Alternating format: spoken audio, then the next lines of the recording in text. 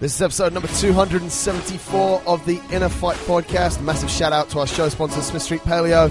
Don't forget to hop over to iTunes, rate and review the podcast. Send us an email to winninginnerfight.com and we will give you a goodie bag of Smith Street Paleo tricks. Andre. Let's do it. Another show. Special guest, mate. Very special guest. John Britton, 18 months of weightlifting. 18 months of weightlifting. John, welcome back to the show. Thanks for having me. Thank you for being here, mate. It was about 15 months ago when you were last on the show.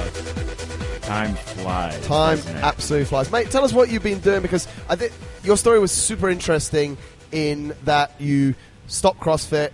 You've done CrossFit for a long time. I'll give it a bit of context. You've done CrossFit for a long time. You stopped, and I got you 3 months after you made a decision to sort of dedicate all of your training time to weightlifting. Give us a top-line summary of what's happened in that 12 to 15 months. Wow. I want to say almost the same thing. Right. Things haven't changed all too much. Just focus on what I was doing and been getting stronger ever since. Have not been competing like I should be, or that was one of the things, wasn't it? Yeah. That because we picked up on that competition in CrossFit was something that you quite enjoyed. Why haven't you been competing in weightlifting? Lack of competitions. Right. Once I had to go all the way up to Ireland. That was back in April of this year, and that's really the one big competition I've done. Since then, there was one local competition in Abu Dhabi. Yeah. And that's it. Wow. That's all I've had, so... It's not that... Sorry, man. I mean, because weightlifting must be a huge thing here in the Middle East in general, or like in these areas, but there isn't a lot of competitions here? Well, I mean, not in the UAE.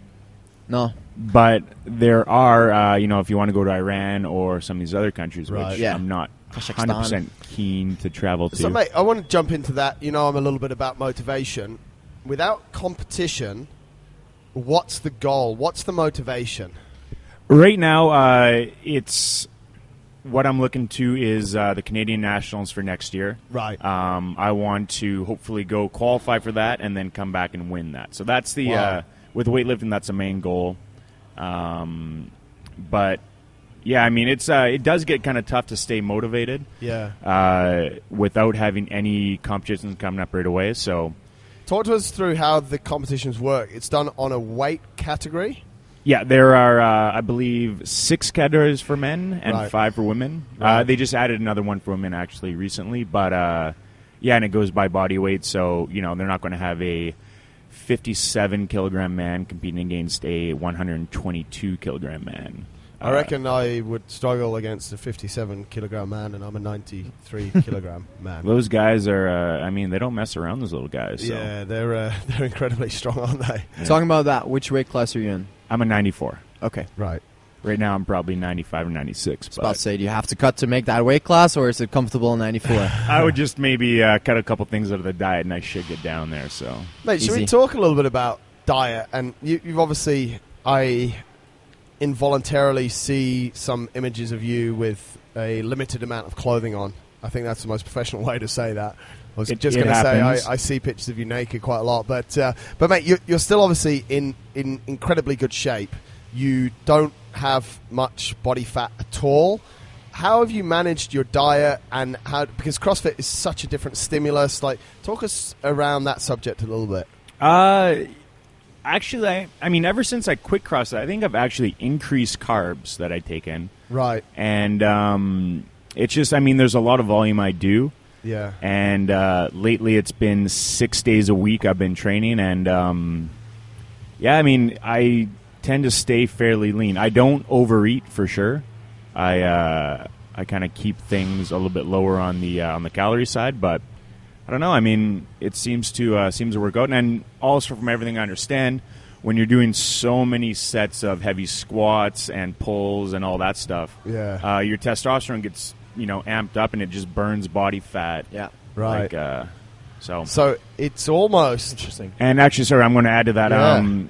3 times a week, I spend at least 45 minutes to an hour just some sort of bodybuilding movements, something just to get a little bit of pump on. To, there's got to be some show. It can't all be go, right? Good hypertrophy training. Yeah, well, that's the thing as well. Talking about that, would you therefore, if you look at what you've just said, now I know you're lifting quite a lot of weight, and proportionately to your body weight, your weights are super high. We'll maybe jump into those numbers shortly, but would you say that weightlifting and the program that you've been following is maybe an underestimated way to stay in shape? Because you've managed to.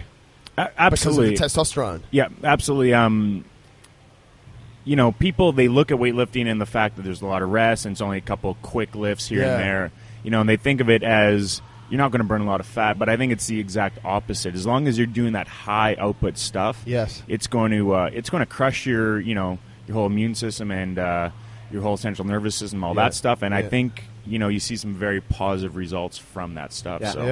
So it could be used on a more widespread level. Oh, absolutely. I'm part of the thought process that if you really want to burn fat and get skinny and look great, I don't think you should be sitting on a treadmill or on a bike or something like that. You should be lifting weights and doing those things that kind of work to, like I said, boost your testosterone and really hit your central nervous system, that sort of thing. Absolutely. Looking a little more detail into your training, who's coaching you, who's making the program, how does your training look? So I've had a coach. His name's Colin Burns. He just last night he broke the American snatch record for the 94s. He snatched 173. 173 kilos. 173 kilos. 94. He's also a 94. That's nearly double what I can snatch. Your deadlift? FY. That's nowhere near my deadlift. It's very close to yours, but so he did that at the American. He American. obviously knows what's up. He did that at the American Open last night. And so he's been doing my programming, and right now with him, we are sitting on week number 29 of the program we've been doing. So awesome. It's been a long system that he developed with his coach, a guy named Max Ida at Juggernaut Training Systems in the United States. So, it's the same coach you've had since the start, mate? No, at first I was with a guy named Tyrone Harvey. That's right, yeah. And he ended up he's the one that organized the American Weightlift or the American Open this past week. Right. And he just got too busy for me and said, no more international athletes. So that's what happened with that. But then I moved to Colin, and ever since it's been good. Okay. So, like Andre said, what does the program look like? You mentioned 6 days a week. Yeah. Let us get a little more detail. In weightlifting, we have 2 lifts. We have the snatch and the clean and jerk. Take us through it. Basically, what it looks like is generally 3 squat days a week. So that would be, for me, Sunday, Tuesday, Thursday. Front, back, overhead? It's either front or back, one of the two. Never overhead. That would just be incorporated in the lift. And, so lately what we've been doing is we've been kind of going through these cycles where, it started with an 8-rep max, and then you try and increase that 8-rep max for weeks, and then you take a deload, and then you go for 6 reps. You take a deload, and you kind of move that way. How often are these deloads? Because that's something that's super interesting, and that I feel like a lot of people are missing out on. Consistently, it's been every 5th week. Very interesting. 5th week, and for so long, and I see with CrossFitters all the time, especially people, they tend to not deload, and they figure they don't need it. They can get through it, and what I've found is that deload is so important. Yeah, and it really really you give that central nervous system that break you need. Exactly. Yeah. Did you do it when you were doing CrossFit? No, I didn't. Not for the most part. Yeah. And I think that was a mistake looking back. Really? Yep. Yeah. So what would a typical deload week look like then? It would just be let's say where you're doing your lifts and your squats somewhere at, say, you're in the plus 90%. On the deload, it'd probably be all in the 70s, 60s. Right. So you're still you still work out, and there's volume there, but it's not stuff that leaves you crushed. Right. You lower the intensity, I guess. I mean, to make you feel more fresh and energized for the weeks to come. But percentage-wise, that's still actually quite high, right? I mean, 70%. 70% on your back squat, mate, is plus 140 kilos. Depends on the amount of reps, I guess. Yeah, and it depends on the reps, and the reps are generally a little bit lower too because you do want to let the legs and the tendons and all that stuff recover. So it's not as though you're just backing off, that it's just like I don't know, like working, for example, with a super light bar on technical stuff, you're still doing volume, but less and at a lot less percentage. Yes, correct. Wow. And what I've found is after that deload week, and then you're looking at your next cycle that's coming up at 4 weeks. Yeah. It leaves you a little bit hungrier, and you're ready to hit that. You feel fresh. Yeah. Would you change your nutrition in that time as well? No, No. not at all. How does your nutrition change based on when you're in the 4 weeks? Like, you obviously have higher volume days and maybe slightly easier days, or stuff where, like you say, you're super crushed, or do you? How does that work? And do you No, I change mean, your some nutrition? days I just might be left hungrier, so I'll eat more food. But Right. the way I kind of look at things is try and keep it consistent, and so that on the days you have less volume, maybe your body's going to recover more Right. because of that extra food. And then on the other days, your body's going to use all that calorie and everything to sort of help itself through. So, no, I try. I'm kind of boring, and I almost eat the same thing every day, or Right. But I try to basically keep consistent, except for Fridays are kind of So there's not off. off-ish. How many? Yeah. How many days of snatching? How many days of clean and jerking? How is the program set up in that way? Okay, well, a week generally looks like this. So Saturday would be snatch work, and it'd be a lot of overhead stuff. Then, What's a lot of overhead stuff? okay, so let's say we Like, do. I'm a complete weightlifting novice, and you're selling it to me. Okay, let's say. Don't put too much in there. I might get put off. Let's say on Sunday we would, Saturday, the first day of the week, we would do, say, some muscle snatches, then maybe a 6x2 snatch. Right. And then we would do snatch grip push presses and some pulls. Right. And that would be your day. And I mean, that's a typical day, some volume. Yeah. And the next day you're going to come in and it's clean jerk work. Right. So around that same percentage is very high intensity, clean jerk stuff, then some back squats or Right. front squats, one of the two. And then the next day you're going to do both snatch and power. Both snatch and clean jerk in the power positions. Right. And that would be a little bit less intensity and more speed work. So that would be Saturday, Sunday, Monday. Yeah. Come back Tuesday, and then it's going to be mostly overhead work and squats again. Right. Then Wednesday would be a heavy snatch day. Wow. Thursday, a heavy clean jerk day and back squats. So literally, it's 6 really quite solid days. yeah, you can argue that the Sunday or the Monday after the 2 days of snatch clean jerk would be a bit of a lighter day. Right, It's right. power stuff, and it's just it's never that crazy numbers. Is that the same? Is it the same format that you followed all the way through since you got the new coach? So every Saturday you pretty much know. No. Every Sunday. No, it's changed depending on the block we're in Yeah. and on the cycle and that sort of thing. When we started this what is a 32-week program, when we started it, Yeah. it was basically hypertrophy work where we were doing 8 rep maxes, 10 rep maxes, and your lifts weren't as great, but Yeah. we worked on getting that back squat up and the front squat up and that sort of thing. And so then it kind of changes as this progresses. So it's a program that's periodicized. How do you say that? You can say that. So it's built up in blocks, basically. Yes. Yeah. Hypertrophy, Yeah. strength phase, and then a peaking phase. Yeah, and really what it came down to is it was basically what Colin was following for his American Open prep, Right. where he just snatched 173 with it. So You're okay to follow that. I'm okay to follow that. Where does it come from, mate? Because I think there's a lot of chat in weightlifting, how the Russians did it, how the Chinese did it. Like, we know the Russians did it with drugs, right? How the Chinese did it. That's even getting worse, by the way. Yeah. How the Americans do it. So what would you say is the origin of the way that this guy does his program and subsequently gives you yours? It's periodization. Yeah. That might be the word you were looking for. Yeah. Exactly. It's That's the definitely not like one. the Bulgarian method, which is basically max out every day. Right. All which day, every day.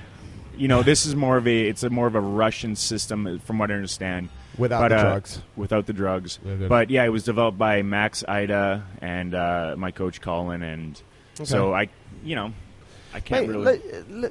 we've spoken. I've obviously cheekily had a dig at the Russians twice there about drugs. Let's speak a little bit about drugs. Yeah. In weightlifting, it seems that in sport generally there's a lot of drugs. In weightlifting, is it something? Is it synonymous with drugs? Is there a lot of drugs in the sport? I think weightlifting now, at the Olympic level, it's tough to really look at anyone and say they're not on drugs. Right. Because speaking of Colin Burns, he was at the Olympic Training Center in the United States for 2 years, and he told me what he can consume is caffeine, creatine, carbohydrates, and protein. Right. He said basically anything you go to the store and you get off the shelf, there's a very good chance you're going to get caught for. Wow. He was tested every 3 weeks there. Right. And so, you can at least, I'm not 100% sure even about Canada, right, because I'm not involved in weightlifting there all that much, but at least in the States, you can be pretty sure those guys are fairly clean. Right. But fairly. I love it. Well, yeah. Yeah. I mean, you can't ever be sure. Different countries, different rules, different accessibilities, I guess. And exactly. I mean, with Russia, they've just been convicted and, they didn't even compete at the Olympics this year because, state-sponsored doping. It comes all the way from Putin. Yeah. It's, and, even it's sad because Ilya Ilin, who people say is going to be the greatest weightlifter of all time, he's now been caught and had his medals revoked from London. Wow. And the legend. And, so it just goes to show you that really I think with where weightlifting is on the international stage, it's the countries that can avoid the drug test and avoid getting caught. Right. China has been very clean. Yeah. And I highly doubt the Chinese are doing drugs. Right. No, of course, they're very advanced in so many ways. Yeah. And, what so. when you look at it, mate? I mean, okay, this is an outright question. When you looked at it, you haven't been doing much competitions. You want to get better. Was there any temptation from your side to say, actually, I could get better at this very fast if I took drugs? Yeah, I mean, let's be honest. I'm sure any CrossFitter looks at it that way. Yeah. Anyone really, and. That temptation is there, but is it worth it? Especially, I just turned 30, and at this point, I don't expect all too much from the sport, and I just don't think that would be worth it overall for my life. So no. Yeah, in general, in all elite sports, if you're super dedicated and you put your whole life into it, it's that temptation and that thought will come up in your head, and I think a lot of people do take the easy way out, and we see people in CrossFit now getting busted for drugs, and we see CrossFit HQ upping their testing game for sure. So that's super interesting. A question: who is your favorite weightlifter or inspiration? Who do you look to and think this is the greatest weightlifter in all time, and I could sit up all night and watch his lifts? That would have definitely been Ilya Ilin, just because, I think he is probably the greatest of all time. And just the way he lifts and the way he approaches it is it's incredible. Yeah. So, obviously, it would have been disappointing when he was busted for drugs and that sort of thing. But yeah, I think he was a big role model for a lot of people. And if you look at his Instagram, you see him sharing the love of sport everywhere in the world and doing different sports and on different channels. And he was a guy who had fun with it. Yeah. He just, you could tell he was having a lot of fun with weightlifting. He loved what he got to do. Yeah. So. But, at the same time, he was a 94-kilogram guy who clean jerked 234 kilos, I believe. Yeah. And, so, you look at those numbers, and it's almost, they're not human-like. And so, when I found out he was doing drugs, and it's confirmed, it's not like I was like, oh no, It's okay, well. Yeah, of course. Yeah. Of course. That's the thing. How do you look at it when you see a big role model or these professionals? When you're in the sport, I think you have a different view of, all right, Ilya Ilin got caught for drugs. You're not really surprised. You don't want to take away his pride because it doesn't mean that the work was easy for him. He still had to work super hard. No, absolutely. And it's just kind of, when people ever talk about going to the Olympics and that, it's. I think if I ever really wanted that dream, and I think it would basically be the way I would have to go because I'm going to just go ahead and assume that everyone else is. Yeah. And it's a sad way to look at it, but it's tough not to at this point. Yeah, it's really, you gotta be realistic. Yeah. The numbers they're putting up nowadays are unbelievable. How can the human body keep progressing in weights like for so many years? So, for example, last year at the World Weightlifting Championship, the Russian guy, he clean jerked 264. Yeah. And then, it was a couple weeks later, he was caught for drugs, and it's kind of like, well, of course, he clean jerked 264. Yeah, so no surprise, mate. Talking of numbers, let's go to the moment of truth. Give us the comparisons. Where were you at 18 months ago? Where are you at now? How do you measure this stuff? How do you keep? I mean, you said competitions, but these numbers, I know, motivate you. So what are they? Yep. When I started weightlifting, my snatch was at 136 or 300 pounds. And that's moved up to 145. Wow. Which is decent, but, I'm actually quite unhappy with that at this point. I've had 150 overhead several times and missed it behind me several times. So, wow. Inshallah, that's going to happen soon. And then on the clean jerk side, it's gone from, with CrossFit, 163 up to 182 now. So...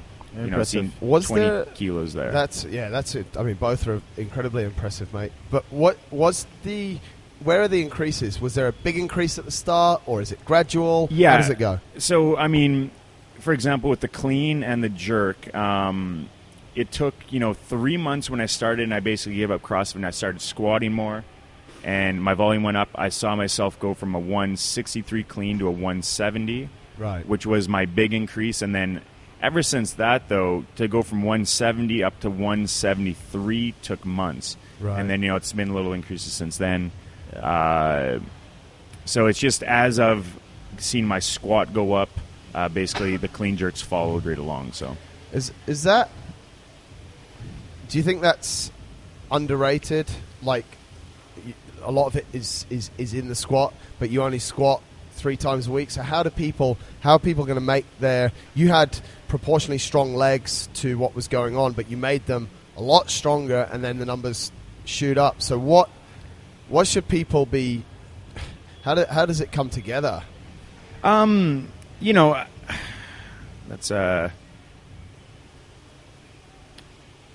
I mean, so for example, the biggest change I saw was my front squat. Right, I remember that. Yeah. When I guess before I started when I started weightlifting, it was probably 385, and now it's up to 455. Wow. Or so I guess in kilos, it's 205 now, and it was 175. Yeah, 175. So just the fact that I can stand up a clean so much easier. Yeah. It's made that jerk easier, and it's kind of made everything come together. Yeah.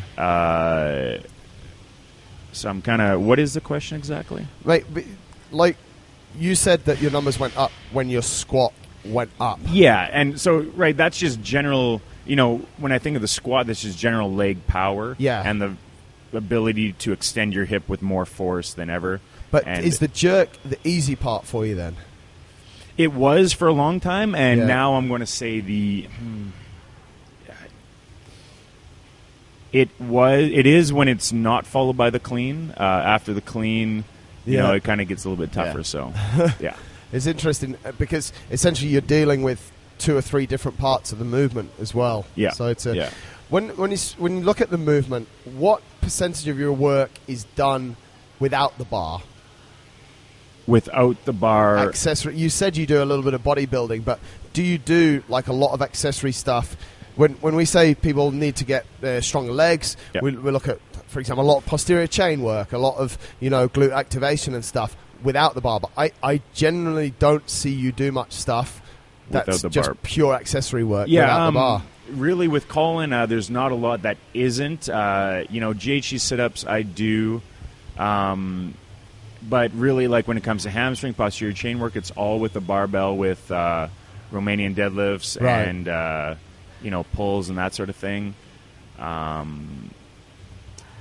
So mostly it is all with the barbell. Right. Wow. For the most part. It's a little bit different because I know a lot of sort of stuff that I've looked at around weightlifting, like there is a lot of barbell work, and that's maybe 80%. Yeah. But then there's sort of a lot of shoulder work where it could Dips be, and pull-ups and all those kind of things. all that and kind of stuff. Yeah, I mean, I do dips and pull-ups, but not a lot. And I don't know if it's Colin and the way he programs it, maybe or just the way. but most things do involve the barbell. So that's what I'll say. What would you say?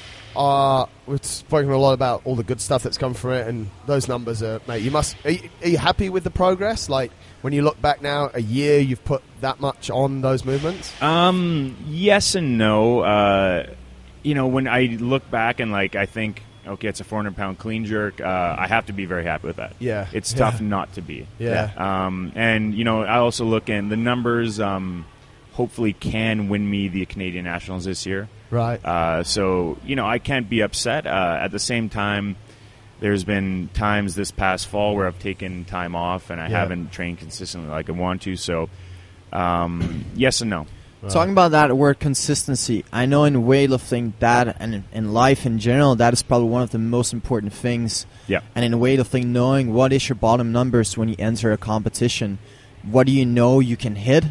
Like, how do you feel about those bottom numbers? Is there a big difference between your PR numbers on the best day of your life and your bottom numbers on a bad day where everything just feels terrible? Yeah, so I would say it's about 10 kilos on both lift. That's good. It's not bad. The less that gap is, I mean, yeah. I would say the better you are. Yeah, what I find, though, is in competition, you get your adrenaline super high and you feel like you can just rip that bar off the floor, which is a good and bad thing. Yeah. So basically, I mean, I would say with the snatch, it's about 10 kilos under my max, and same with the clean jerk. So you have some numbers, this is my go-to numbers, this number I can hit every single day. I mean, those bottom numbers, I rarely miss them, so that's good. That's very cool. Yeah. Mate, what if you could, or if there are, what are the negative effects on your body, on your mind, almost on life of just working in this one single modality, basically, of weightlifting, clean and jerk and snatch, like as opposed to I know you've said you do a little bit of bodybuilding and stuff, but compared to when you're doing CrossFit, is there any negativeness that just pounding that same movements over and over and over? I've had to throw out some jeans because I don't fit in them anymore. That's okay. Yeah. Really, your legs have grown a lot, have they? Yep. Right. Yeah, some pairs of jeans that I've gone to stretchy jeans, so they work much better. Stretchy jeans. Yeah, Any man. particular brand that you like the most? I don't think Dre's going to. Aladdin jeans. Aladdin.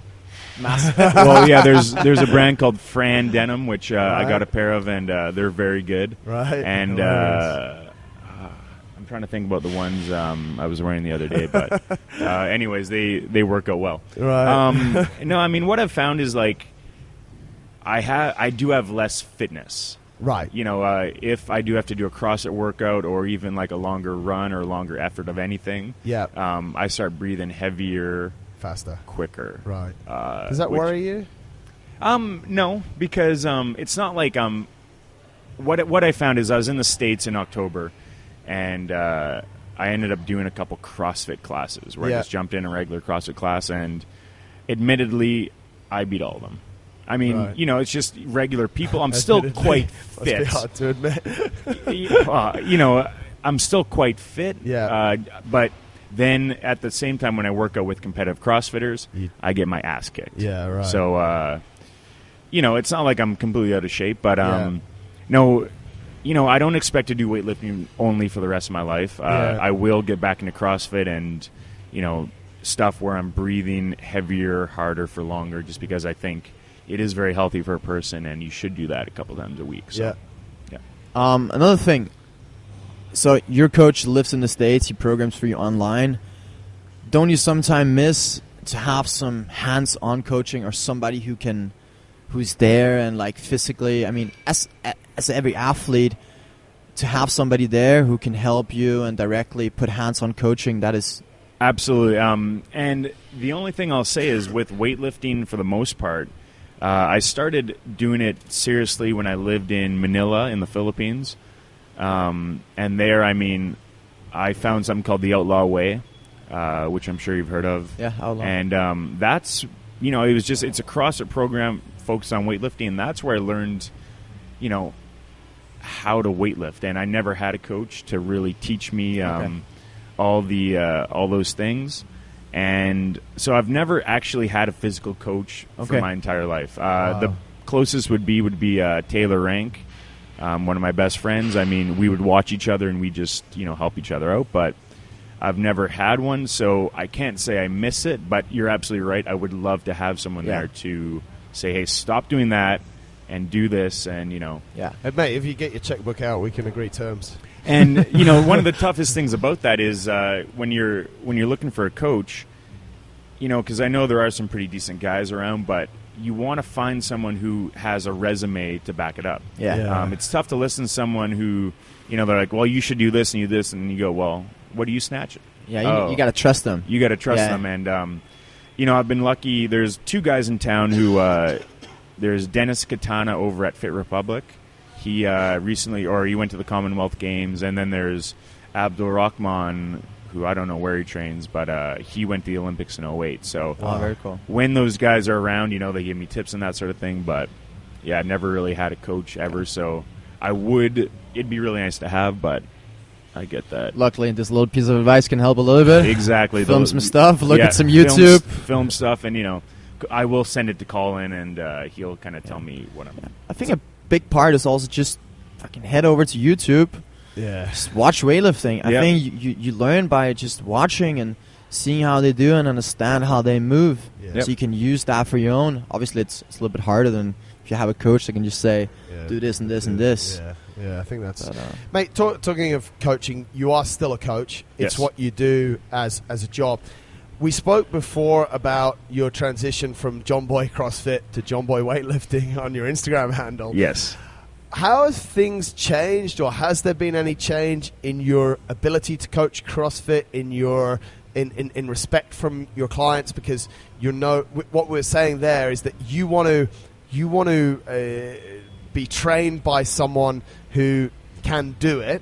Now, I have no doubt that you're still good at CrossFit, like you say, you went to a CrossFit gym, but has there been any change in either your members' attitude or your attitude to coaching CrossFit now that you're not doing it as much as you were? The only, I would say no, like in the classes I teach, really no difference. Right. You know, they all know me, and I've been there for years when I was a CrossFitter, and they're all pretty good with it. What I do find, though, is just when people want lifting advice or lifting help or personal coaching with lifting, I'm the guy they come to. Right. Where maybe if they wanted personal training with CrossFit, they might not come to me. Right. But have you found that? Have you found like a big increase in people just wanting lifting advice? Yep. Yeah, that's I mean, that's most people who come to me is they say, hey, I want to lift, let's lift. And I go, okay, well, my platform's over here, let's get to it. Create a niche. Yeah. You don't have to worry about people taking your assault bike just as you're about to do exactly. wall I mean, balls when you're halfway through. Yeah, it's not the issue. So this is the platform, you step on it and we'll do business here. Exactly. Right. So very good. Mate, we are close to the end of the year. We are looking forward to the next year. If you could say, within all of this, like, what was the biggest highlight for you in the year of 2016? Because I know in previous years you've probably looked back and gone, I was at regionals, it was amazing, you know, this, that, and the other. What would be your biggest highlight of your sort of athletic or weightlifting in the last year?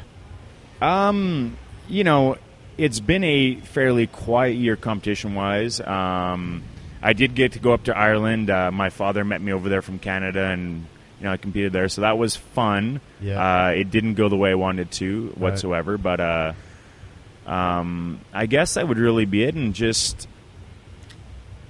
I don't know, lots of training and that sort of thing. It's been fun. Yeah. It's not like I'm not enjoying the process, so you know, that's the thing I'm looking at. What are you looking forward to most in 2017?